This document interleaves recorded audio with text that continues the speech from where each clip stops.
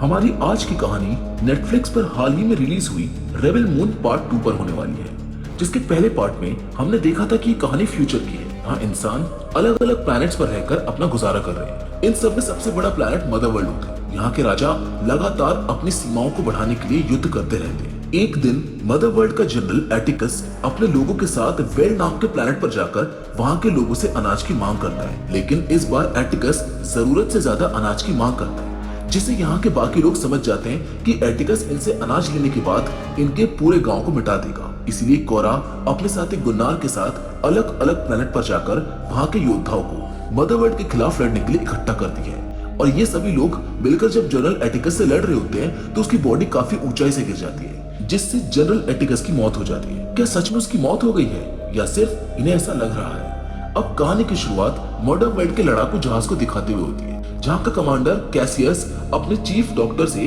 किसी बारे में पूछ रहा होता है। अब ये बंदा कौन है और ये किसके बारे में पूछ रहा है, ये हम कहानी में आगे जानेंगे। खैर, दूसरी ओर हम कोरा को अपने साथियों के साथ अपने गृह वेल्ड पर वापस आता हुआ देखते हैं। ऐसे वीर योद्धाओं को अपने गांव में आता देख वेल्ड गांव के लोग काफी खुश हो जाते हैं। इसलिए उनके स्वागत में उनके लिए खास दावत का इंतजाम भी किया जाता है। वहीं हम देखते हैं कि मदर वर्ल्ड के जहाज से कमांडर कैशियस वेल्ड ग्रह पर छुप के रह रहे उनके एरिस नाम के एक जवान से वो वहाँ के हालातों के बारे में पूछता है। साथ ही वो बताते हैं कि हम जल्द ही 5 दिनों के अंदर वहाँ पर आने वाले हैं, इसीलिए तैयारियां करके रखना। दूसरी ओर हम देखते हैं कि कोरा बड़ी खुशी के साथ सभी को ये बता रही होती है कि जनरल एटिकस मारा गया है। साथ ही मदर वर्ल्ड के नियम अनुसार जनरल के मरते ही जहाज को अपने ग्रह पर वापस जाना ही पड़ता है। लेकिन तभी एरिक आकर उसको रोक देता है और वहाँ खड़े सभी लोगों को कमांडर से हुई बात के बारे में बताता है। दरअसल एरिस ने सैम, जिस लड़की को पसंद करता है, उसे बचाने के लिए मदर वर्ल्ड से आए अपने सभी साथियों को मार डाला था। इसीलिए वो भी अब एक बागी बन चुका है। सारी बातें जान कोरा को समझ ही नहीं आता है कि आखिरकार जनरल एटिकस बच कैसे गया। लेकिन फिर भी सभी लोग अपनी हिम्मत जुटाते हैं। जनरल टाइटस सभी गांव वालों को इकट्ठा होने के लिए बोल देते हैं। गांव वालों के आते ही जनरल टाइटस उनको बताते हैं कि खतरा भी टला नहीं है, कुछ ही दिनों में दुश्मन हमारे दरवाजे पर आ जाएंगे, मगर हम कब तक उनसे डर के भागते रहेंगे? ऐसे घुट घुट के मरने से तो अच्छा है कि हम योद्धाओं की मौत मरे। इसलिए हम सबको एक दूसरे का साथ देना होगा और मेरे पास कुछ प्लान्स हैं। इसके बाद जनरल टाइटस उनसे कहते हैं कि उन्हें हमसे अनाज चाहिए। हम चाहे तो उसी अनाज को अपनी दाल और हथियार के रूप में इस्तेमाल कर सकते हैं, इसलिए जल्द से जल्द अनाज को इकट्ठा करना होगा। तभी गांव का एक व्यक्ति बोलता है कि उसमें तो बहुत वक्त लगेगा, लेकिन टाइटस उनको कहते हैं कि हमारे पास समय तो नहीं है, इसलिए हमें अपनी फसल को 3 दिन के अंदर ही इकट्ठा करना होगा। हौसले और आत्मविश्वास से भरी जनरल टाइटस की बातों से गांव वालों के लोग उनका साथ देने के लिए तैयार हो जाते हैं। अब आगे क्या करना है इसका प्लान बनाने लगते हैं। सबके जाने के बाद हम गाँव के दूसरे हिस्से में कोरा को गुन्नार के साथ देखते हैं, जहाँ वो दोनों बात करते हुए काफी नजदीक आ जाते हैं और एक दूसरे को किस करते हैं। गुन्नार कोरा को बताता है कि मुझको मेरी लाइफ में मौत का डर नहीं है, मुझे बस तुम्हें खोने का डर है। यहाँ कोरा पहली बार अपनी लाइफ के बारे में बताती है कि क्यों वो मदर वर्ल्ड की बागी बन गई, कैसे वो वेल्ड पर आई। यहाँ हम कोरा के पास में जाते हैं, जहाँ पर हमको पता चलता है कि कोरा एक वॉर ऑर्फन है। कोरा की फाइटिंग स्किल्स को देखकर पेलिसेरियस ने उसको अडॉप्ट कर लिया था। एक दिन मदर वर्ल्ड के राजा को अपनी बेटी की शक्तियों के बारे में पता चल जाता है कि वो लोगों को हील कर सकती है। इस बात से राजा बहुत खुश होते हैं और उसका इस दुनिया को देखने का नजरिया बदल जाता है। जो राजा अब तक लोगों की जमीन और अनाज हड़पने में लगा हुआ था, वो अपनी बेटी की शक्तियों को देखकर समझ जाता है कि युद्ध में कुछ नहीं रखा है, केवल युद्ध विराम ही है जो जीवन को अच्छा बना सकता है। इसलिए मदर वर्ल्ड के राजा अपने सभी जंगी जहाजों को वापस बुलाने का फैसला करते हैं। इनमें से जो जहाज हमने शुरुआत में देखा था, वापस आने वाला वही जहाज आखिरी होता है। नियमों के अनुसार राजकुमारी को उस पर मोहर लगानी थी और उसका नाम पीस मेकर रख दिया जाता है। लेकिन कहते हैं ना कि शेर ने अगर एक बार खून चख लिया तो फिर उसको वही चाहिए। ठीक उसी तरह वो लोग जिन्हें लड़ने में मजा आता था, उन लोगों को राजा की बात बिल्कुल पसंद नहीं आती। इसलिए वो सभी आपस में मिलकर राजा और उसके परिवार को मारने का एक प्लान बनाते हैं। कोरा आगे गुन्नार को बताती है कि मैं चाहकर भी बेलासिरियस को किसी काम के लिए मना नहीं कर सकती थी। उन्होंने मुझसे कहा था कि इस साम्राज्य को बचाने के लिए राजकुमारी का मरना जरूरी है। मुझे उन पर पूरा यकीन था कि मेरे पिता मुझे और इस साम्राज्य को जरूर बचा लेंगे। मैंने ऐसा ही किया, लेकिन राजकुमारी को मारते ही मेरे पिता ने सारा इल्जाम मेरे ऊपर डाल दिया। मैं जैसे करके वहाँ से बचकर भाग निकली और उसके बाद नाम बदलकर वेल्ड में रहकर एक बेहतर इंसान बनने की कोशिश की। अगली सुबह सभी गांव वाले अनाज इकट्ठा करने में लग जाते हैं। वहीं दूसरी ओर जनरल एटिकस को होश आ जाता है। वो अब और इस मेडिकल फैसिलिटी में नहीं रहना चाहता था, मगर डॉक्टर उसको ऐसा करने से मना कर देते। लेकिन एटिकस कहाँ किसी की सुनने वाला था।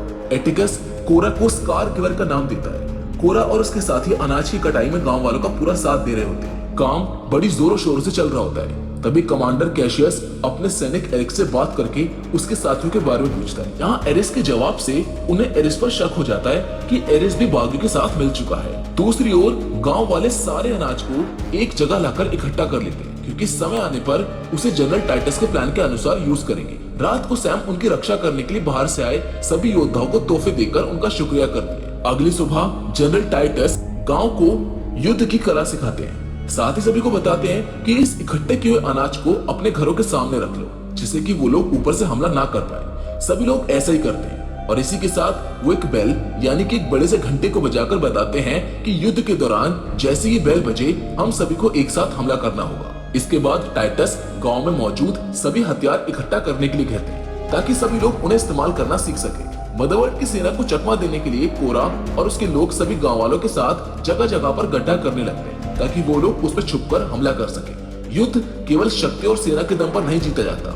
युद्ध को जीतने के लिए प्लानिंग और कॉन्फिडेंस दोनों बेहद जरूरी है, खासकर जब आपका दुश्मन आपसे मजबूत हालात में हो। वहीं एरिस भी गांव वालों की मदद से पहाड़ों के बीच में छुपे हुए कोरा के जहाज को निकाल कर ले आता है, जो अभी भी काम कर रहा होता है। रात को एक मीटिंग के दौरान जनरल टाइटस सबसे कहते हैं कि दूसरों से लड़ने से पहले हमें एक दूसरे के बारे में जानना जरूरी है।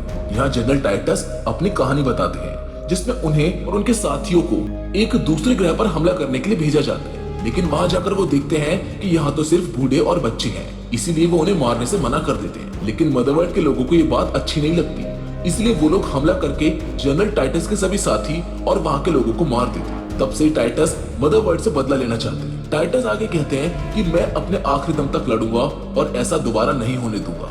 इसके बाद मेलियस आगे बताती है कि मैंने ऐसी कोई जंग तो नहीं लड़ी, लेकिन मदरवर्ल्ड की वजह से मेरे सभी साथी मारे गए। हमारे लोगों का ऐसा हाल कर दिया था कि मानो हम कोई कीड़े मकोड़े हो। जब वो जंगी जहाज हमारे गांव में आया तो कई सारे लोग तो डर के भाग गए, कमजोर मारे गए और जो बच गया उन्हें पूरी दुनिया में मजदूरों के रूप में बांट दिया गया। अब हमारे लोग देखने को ही नहीं मिलते और ऐसे हालातों में हमारा सहारा बागियों की एक टोली बनी। उन्होंने हमको आजाद किया।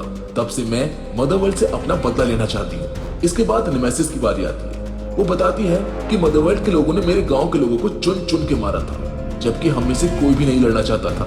मैंने इससे पहले कभी खून नहीं बहाया था, इसलिए सबसे पहले मैंने खुद का खून बहाया और अपने पूर्वजों के दस्तानों को खुद से जोड़ दिया। उन्होंने मुझको लड़ना सिखाया और अब मैं सबको मारूंगी। वहीं तारक के फादर को भी मदरवर्ल्ड के लोगों ने मार दिया था। तारक जो अपने यहाँ का राजकुमार है, उसकी माँ ने अपने राज्य को बचाने के लिए उसकी आंखों के सामने अपनी जान दे दी थी। खुद को बचाने के लिए वो दूसरे लोगों के साथ दुनिया के दूसरे कोने में जाकर छोटे मोटे काम करने लगा, लेकिन अब और नहीं, इसलिए वो इस बात का बदला लेना चाहता है। आगे वो बताता है कि ये सब खत्म हो जाने के बाद मैं अपने घर जाकर अपनी खोई हुई इज्जत वापस पाऊंगा। कोरा बताती है कि मुझको युद्ध ने अनाथ किया था। यहाँ आकर मैंने परिवार का मतलब जाना।